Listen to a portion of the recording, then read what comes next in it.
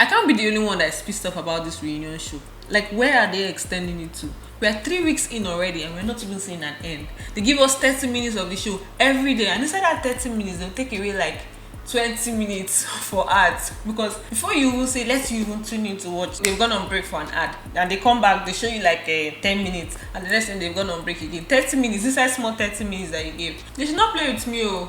They should not play with me. They should do an end this reunion, because it's even getting annoying. I don't even know the purpose of the reunion. If you understand the purpose of the reunion, it's supposed to solve issues, but then it's just ending up bringing back all the things that have happened that are supposed to have been forgotten. Some irrelevant things are being said. Like today now, the episode from today, it doesn't look like anything was resolved. I don't know if they really wanted to bring the housemates together or make them reconcile and everything. They should have done it offline, where everybody does not have to see, but they'll just make them come together and ask them all these questions. They will resolve it between themselves. I feel like Biggie is just doing it to cash out, because there's no other excuse. They're just prepping us for the next set of people that will be entering the house. So they're just making everybody's adrenaline to be pumping. So welcome back to my channel. If you're new here, don't forget to subscribe, turn on post notifications, drop a comment, like the video, and all the good stuff. Now let's talk about tonight's reunion. Tonight's reunion was not it at all. It was almost as if they just raised doors that did not settle. So how did it even start?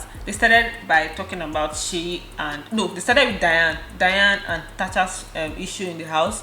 It had to do with Tacha saying that Diane punched her eyes, and Diane said she never punched Tacha. Now they played the video for them, or Diane asked that they should play the video, and if that there's any part in the video where she punched her, then she would apologize. Now they played the video and they just showed Diane pointing at Tacha, and the next thing Elozonam came and took her out. So there was a lot of pointing in that clip. I don't know if she poked her at any point, but the problem there was that Tacha was saying that she punched her, or the accusation that Tacha laid on her was that she punched her in her face, and it was clear that there was no punch. There's no way you be pointing somewhere like this, and as you're pointing, you now do like this and hit the person. Do you understand? So if there was even anything, it would have been maybe poking. I think that was what the problem was, because Tacha had accused Diane of punching her, and Diane said there's no way she would have punched her. So that particular issue was not resolved. Diane later said that she doesn't have an issue with Tacha, that she has moved on, but she didn't really look like she had moved on, because she was answering in a very agitated manner. She was like, this is what happened, this isn't, but I've moved on. It was just almost like she just had to say it for saying sake. But after that, they went on break, so I don't even know what the emotion was like after that. Now they went on to Seyi and Tacha's issue in the house, and that's where things got really somehow. Seyi has problem. Seyi has serious problem, and he doesn't even know that. Seyi is somebody that is very proud. He's equally arrogant. He's very defensive. He's manipulative. He has so many weird qualities, and it just makes him, I don't know, but she has a problem that he clearly needs to work on. And the worst part is that he doesn't even realize this. He comes across like he feels like everything is all perfect, everything is all good. Both Tacha and Seyi are very defensive people, so imagine them trying to resolve an issue. That was exactly what we had today. So Ebuka asked Seyi what was the issue, what went on with their friendship, and then Seyi was like, he doesn't know how the friendship went, sir, and they just stopped talking from all the lovey-dovey that they had, because they showed them the clip. They were all loved up, guys. Even the parts of the clip that they showed today, I couldn't remember seeing it in there. I was like, so these guys are really this close. So they showed them the parts of the clip where they were all loved up, and then they also showed them the part of the clip where they were arguing. So she said he doesn't know what went wrong. They asked Tacha. Tacha was like, they just had a misunderstanding, and then things just, sprung out of nowhere. Like everything just changed for both of them. So they now threw the question back to Seyi, and Seyi was like, when you're friends with somebody, that there's a level of respect you give to the person, and Tacha wasn't giving him that, and she wanted to be respected as a person. It's like, according to Seyi, she wanted the some form of respect, and she wasn't ready to give that same respect. So it was almost like she was the one that was in control of, okay, whenever her mood wants to swing, she could just get angry, and when she wants to be happy, everybody should be happy, and he wasn't having that. He was making sense at the beginning of his complaint or his issues when he was explaining the issue he had with Tacha, but at a point he started to sound very condescending. Seyi is somebody that if he's talking about an issue, if he's trying to address a point, he must point out some things that come across as condescending, except he's speaking to somebody that he clearly knows that he cannot do that with them. He will mind his words. So they also showed a clip when Tacha was saying that at 23, Seyi had not achieved what she has achieved.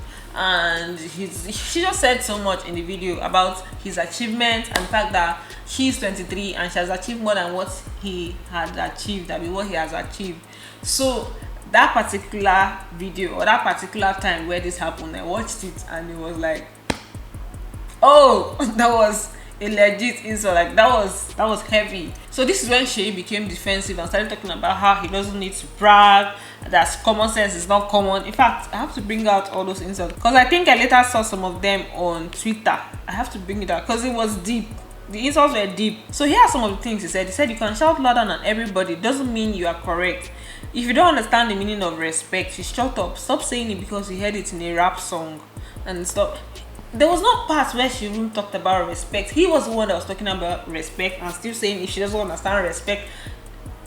He was just saying things out of nowhere or out of anger because of the fact that she said, okay, what she has achieved at 23, he has not achieved it till now, and she still said it today. When he was complaining of what she said, that why would she say that he doesn't need to brag, this, that, she was like, it still stands till now, that whatever she said then still stands now, meaning that she's still doing much better than him. That was what she was implying. So these are two people that were just trying to be defensive and just throwing jabs, and obviously Seyi is better with words, so he was just saying nonsense, spilling things, acting all intellectual and stuff. Now there was something else that Tacha pointed out about what he did in the house that she did not like. She said that he called her he called her puta.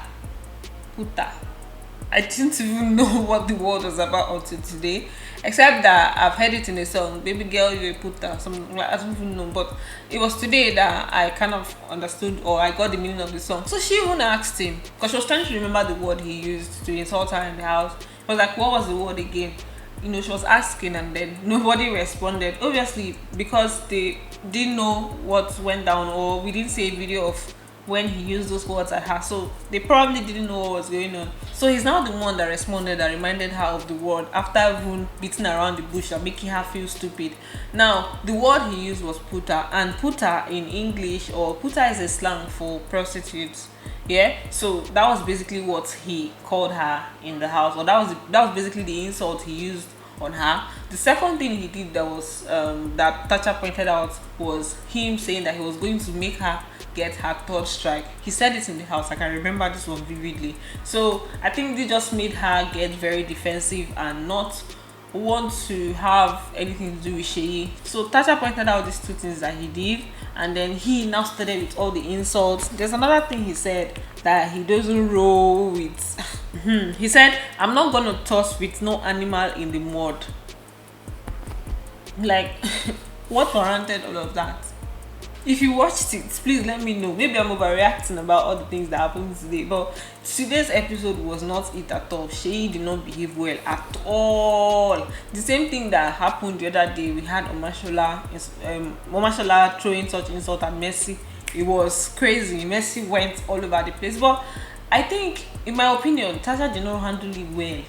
See, I know that this reunion, she has been trying to be calm and everything, but there are some things you don't smile through. If it's really paining you, and I feel like that's why the housemates did not like Ginger. You can't cry more than the bereaved, because she was just taking it like, okay, this is what you did. She was smiling through it, and it doesn't give room for others to come in. I saw some tweets talking about the fact that, okay, they didn't defend Tacha and everything, but you can't cry more than the bereaved. That's just the thing.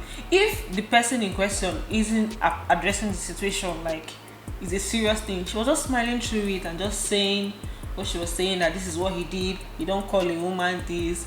She was just being all cool, and then all the other housemates were silent. And then Seyi was now saying, when Seyi now started talking, he was now talking out of points, things that were not even related to today's show. He was just talking.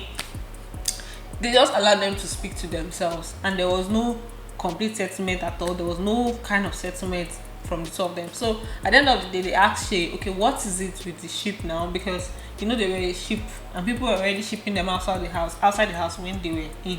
So what is it with the ship now? He said the ship has sailed and he has buried it. And they now asked Tacha what's up. She was like, they are not enemies and they are not friends. So that was it for Seyi and Tacha's ship.